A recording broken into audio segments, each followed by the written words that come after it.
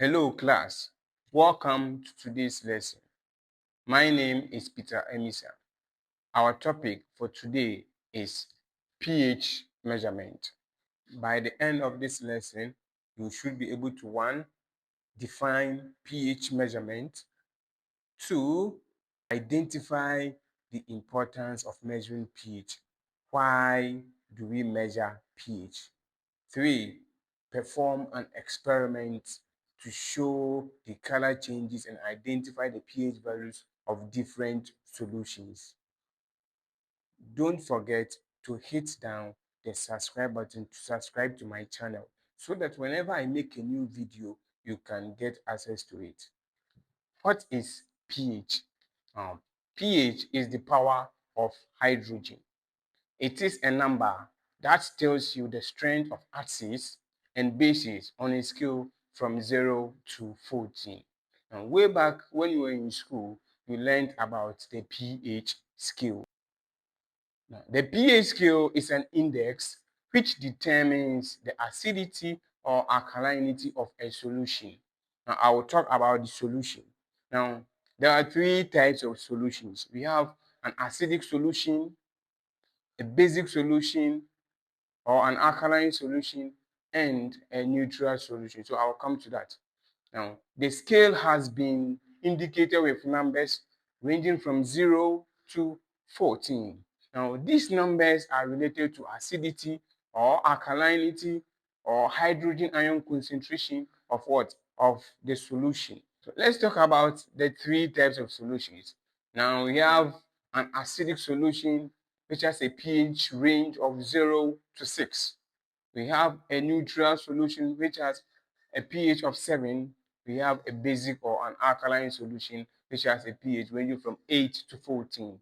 Now, don't forget, if a solution is acidic, it means that solution has a sour taste and contains hydrogen ions. You can say example is vinegar or a lemon juice. When a solution is neutral, we can say the solution is neither acidic nor basic. An example is what? Pure water. We can also say when a solution has pH range of 8 to 14, that solution is better and contains hydroxide ions, which has an example of baking soda, or an example is baking soda or bleach. So, what is pH measurement? Now, pH measurement is the process of determining how acidic or basic a liquid is by measuring the concentration of hydrogen ions in that solution. Are you getting it? Why do we measure pH? So 1, agriculture and plant growth. And different plants thrive at different pH levels. So soil pH determines what? Nutrient availability. Then adjusting pH what optimizes crop yield. Then example, you can say blueberries. You know blueberries. Now blueberries prefer acidic soil, pH of 4 to 6. Then 2, I would say human health. So for blood pH must be between 7.35 to 7.45 for survival. Yes, because if your blood pH falls below 7.35, there is rapid breathing and fatigue. At the same time, when your blood pH is above 7.45, there is muscle twitching and dizziness. Below is 7.35, maximum is what? 7.45, and it's critical for metabolic processes. At the same time, our stomach pH should be between 1 to 2, and it's essential for what? For digestion. Then enzyme activity, all these enzyme activities, they also depend on pH. 3, we have water quality and safety. So for optimal drinking water, the pH should be 6.5 to I think 8.5 water quality. So ensures drinking water is safe. So we have to know the pH of water so that we can get quality water to drink. Then if the pH is not between 6.5 to 8.5, it affects the taste and what and safety. Then also protect plumbing systems from what corrosion. At the same time, acid rain, which has pH of less than 5.6, damages our ecosystem. Then we also have 4, that is for food production and preservation. So pH affects taste, texture of food, and how long the food will last. At the same time, it is critical in food preservation. Then important in fermentation, like yogurt, wine, cheese. Then it also prevents bacteria growth. The fifth point is scientific research. Scientific research. Now, for scientific research, it is essential for understanding chemical reactions. So this pH helps us to understand chemical reactions. We also help us to understand enzyme activity. All these enzyme activities, they depend on pH. At the same time, it is important in pharmaceutical manufacturing. Then it's also critical in laboratory experiments. Then the last point I'll talk about industrial processes, that is metal processing and corrosion control. Then textile dyeing and manufacturing. We also have paper production, then wastewater treatment. Okay, so let's move to pH paper. pH paper. Now, the pH paper assesses whether a solution is either acidic or basic. Then, now the pH paper or litmus paper, it is a simple and inexpensive to use to qualitatively measure a liquid solution, acidity or alkalinity. Now, it is widely used in educational settings, laboratories, and industries for quick assessment. The pH paper is typically made from strips or sheets of paper impregnated with what natural or synthetic pH indicators. Now we have pH indicators. Indicators are dyes or substances which form or change to particular colors when added to acidic or alkaline solutions. So we have acid-base indicators. Then these acid-base indicators, they are usually colored compounds or dyes which form to particular color depending on the pH of the solution into which they are put in. So examples of acid-base indicators, we have litmus paper, we have methyl orange, we have phenolphthalein. Then all these indicators, when put in either an acidic solution, a neutral solution, or a basic solution, they will change to particular color. So I will just give a table of these indicators and how they are going to change colors in both. So there are different types of pH paper available, and depending on the range of paper value they can measure. So we have universal indicator paper. Universal indicator paper. So the universal indicator paper covers a broad pH range, typically pH 1 to 14. So this is a universal indicator paper. This is also a universal indicator paper. So these are two different universal indicators paper. And color change may vary slightly depending on the quality or brand of this paper. So these universal indicators, the universal indicator, it consists of a mixture of several indicators which give a greater range of colors at different pH corresponding to how acidic or alkaline a solution is. Now, I have different solutions. We are going to test the color changes and the pH value using these different universal indicator papers. Now, don't forget, the universal indicator may be liquid solution or in a paper form. So this is the paper form. So I don't have the liquid solution here. Now, this universal indicator paper, now don't forget, we said acids, they have pH less than 7. So 1, 2, 3, 4, 5, and 6, they are all They are all acidic. Then 7 is neutral.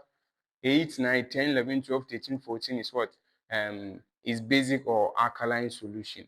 Now don't forget, when these solutions or when these universal indicator paper are dropped in either an acidic or basic solutions, they should give a color change. And don't forget, we have the pH ranges. Now, the higher the hydrogen ion concentration, the lower the pH. Are you getting? This means if the pH value is low, the solution is a strong acid. Are you getting it? So let's say if I have a pH of 1 and a pH of 2, this means a pH of 1 is stronger than a pH of 2. Now, at the same time, if I have a pH value of 1, 2, and 3, then I put this universal indicator paper in that solution, the solution should turn red. Also, if the pH value is 4 and I put this universal indicator paper in that solution, it should turn pink. At the same time, if it is a pH of 5, it should turn orange, then 6 is yellow. Now don't forget, if it is 7, which is neutral, it means it should turn green. Now if the solution is a base or alkaline solution, now the solution should have a pH range of 8 to 14. And for 8, it should be greeny blue. This means the color change should be greeny blue. If it is 9, it should be blue. And if it is 10, it should be like something like blue violet. Then if it is 11 to 14, it should be violet color.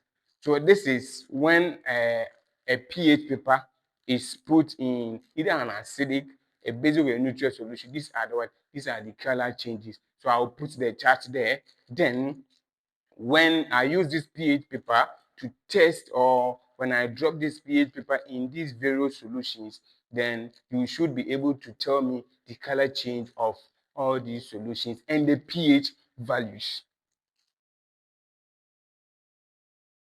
How to measure the pH of a given solution. Now, the pH of a given solution can be measured by employing the following methods. So we have the universal indicator, we have the pH meter, then the pH paper. Now, don't forget the universal indicator paper. The universal indicator can be in a paper form or in a solution form. We also have the specific range paper. Now, the specific range paper is designed to measure within a narrower pH range, such as a pH of 1 to 6 and a pH of 6 to 10. That is the specific range paper. At the same time, so this specific range paper, light blue litmus paper turns red. Light blue paper turns red under acidic conditions. Now that is under acidic conditions, and red litmus paper turns blue under under basic or alkaline solutions. Now purple litmus paper is neutral. Purple litmus paper is neutral. Now don't forget, we have litmus paper, we have red litmus paper, we have blue litmus paper, we also have purple litmus paper. It's quite unfortunate I don't have all these litmus paper, but I only have this and 2 different universal indicator papers. So there are basically 4 methods of measuring pH. We have 1, the use of pH paper or litmus paper. We have 2, using pH meter. 3, indicator solutions. Indicators, so we have chemical dyes that change to specific pH values. We also have 4, we have natural indicators. So natural indicators, we have substances from plants that change color with pH. So example, you can use turmeric, or we have the red cabbage. So the red cabbage or turmeric is also a natural indicator. That is when you blend them, then you get the solutions out of it. So how to use the pH paper? How to use the pH paper? Now, to measure the pH of a solution, a strip of this pH paper is dipped into the liquid, or a drop of the solution is placed onto the paper. Then universal pH indicators change colors at different pH levels. So at different pH levels, this universal indicator paper will have to change color. For example, now we have reddish or pink, which indicate an acidic solution. purple, blue, green, yellow. So all these I've listed them. Now, what is the advantages of pH paper? One, you say this pH paper is quick and easy to use. It is very quick and easy to use. So I will do a demonstration and you will see. This, it requires no power source. There is no power source. You're not going to use any power source. Then the third one is it provides immediate results. So immediately you drop this paper into that solution, it should give you what? It should give you an exact pH value or an exact color change. Limitations of pH paper. Now, this pH paper provides qualitative, not quantitative measurement. It provides qualitative measurement. At the same time, this pH paper, this one may vary in accuracy depending on the quality and type. This one, it may vary in accuracy depending on the quality and type. That's why I have these two different papers. I have these two different papers. So look at this one.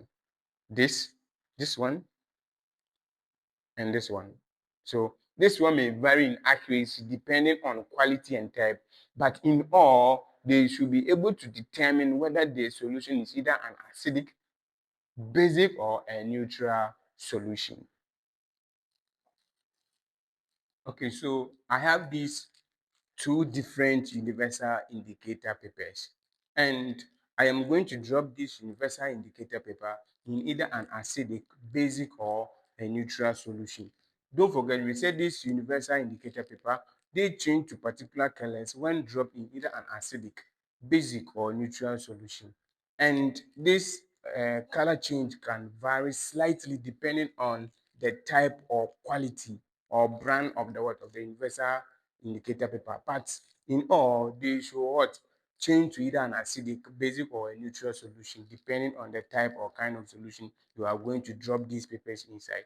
So this is one universal indicator paper.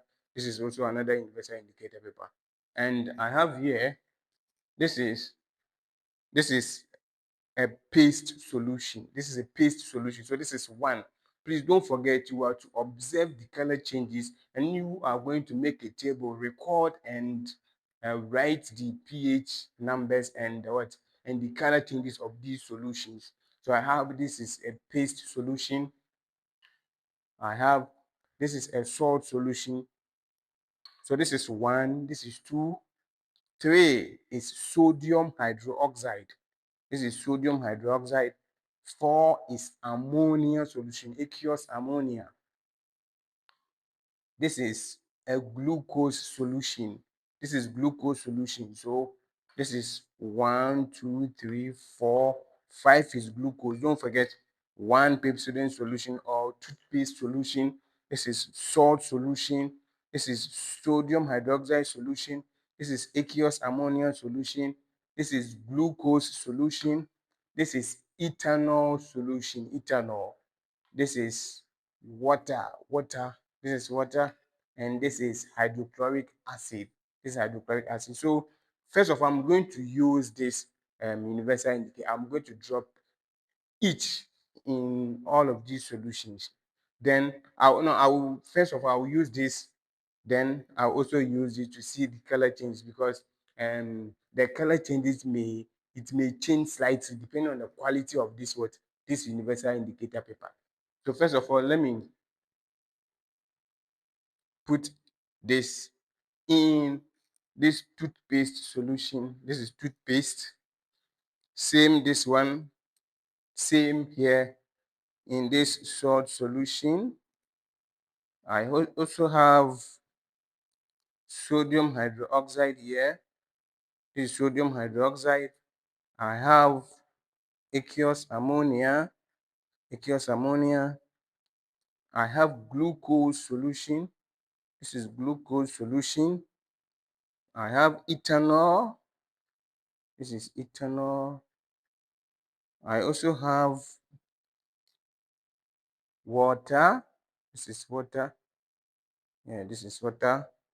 And the last one is hydrochloric acid. Okay. So let me take them one by one. Okay, so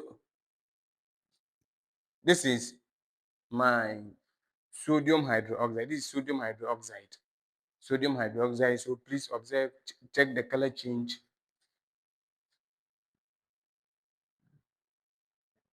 This is my salt solutions. This is my salt solution.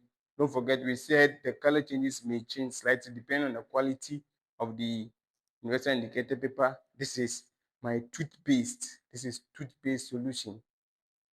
Yeah, look at this. This is toothpaste solution.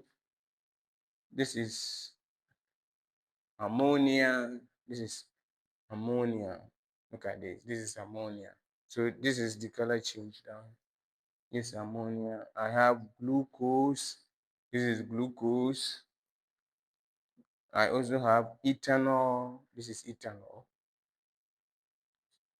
I have water.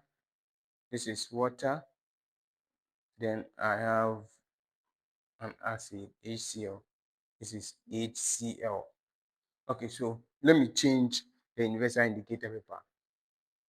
Okay, so in the table, you are going to make two different universal indicator papers. Then you are going to observe the color changes. Okay, so let me drop this one in. Okay, so I'll just remove it, then you check it. So this is the color change. This is it. This is the color change. So observe. Let me also drop this one in my salt solution. This is salt solution. So this is salt solution. Salt solution.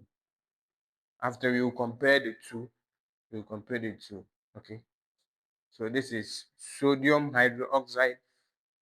This is sodium hydroxide. This is sodium hydroxide. So let me put this one too in the sodium hydroxide so that after you compare.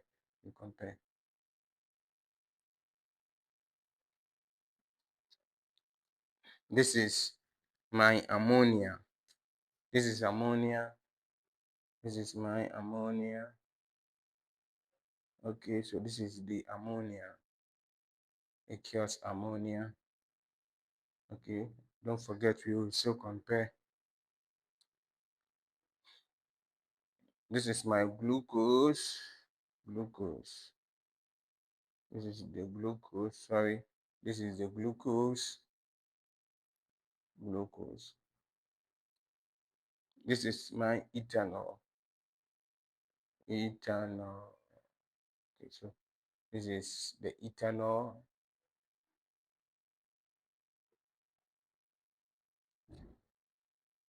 Water.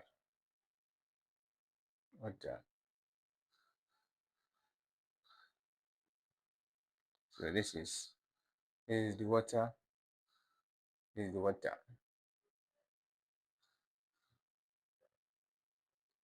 Then the last one is my HCl. My HCl. So this is my HCl. This is my HCl. So this is my HCl. Okay, so let's look at the color changes. So if you can't see it, I will just drop this one inside so that we can compare it very well. Okay, so it's similar to this one.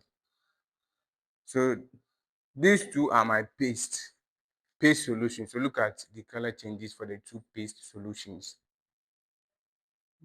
Now don't forget, you have to use the color changes of these universal indicators to compare. So this is the color changes and the pH values. We are going to use this one to compare. I'll also make a table of the color changes when they are dropped in either an acidic, basic, or neutral solution. Then you also use it to compare. But you can also use this one to compare the color changes and the pH values. So this is it. Look at the color changes. These are two different universal indicator papers, and the colors may change slightly depending on the quality of the universal indicator paper. So this is it. And this is the color changes as well. So look at this. This is my toothpaste solution. This is my toothpaste solution. This is my salt solution for both. So this is my salt solution. This is my salt solution for both. Salt solution. This is my sodium hydroxide solution color change. Sodium hydroxide solution. This is my sodium hydroxide solution color change. This is my aqueous ammonia. Aqueous ammonia. Please, these are the color changes. So just use this one to compare aqueous ammonia. You have to know whether the aqueous ammonia is either acidic, basic, or a neutral solution. Then you should know the color change. This is glucose. This is glucose. These two different indicators. These are the two different indicators. This is glucose. Glucose. This is glucose. So this is ethanol. This is ethanol. This is ethanol. So look at the color change of ethanol when dropped in these two different universal indicator paper. This is water. Water. This is water. Water. So look at this. Look at this. This is water. So check the pH value. So this one is for this one is for this, and this one is for this one, is for this. So look at the water. Now here I have my acid. I have my acid. Look at this acid. Look at this acid. This is acid. Can you see? This is, look at the color change. So this one is for this one is for this, and this one is for this. This is the color change here. This one. So check. This is the color change. You have to know the pH value and the color change when an acid is dropped or when an acid put on a universal indicator paper. You have to know the color change. All right. Okay, so you are going to make a table. You're going to make a table. You're going to list all these solutions. Now you have to write the pH values and the color change of all these solutions in a tabular form. Then you submit this. Okay.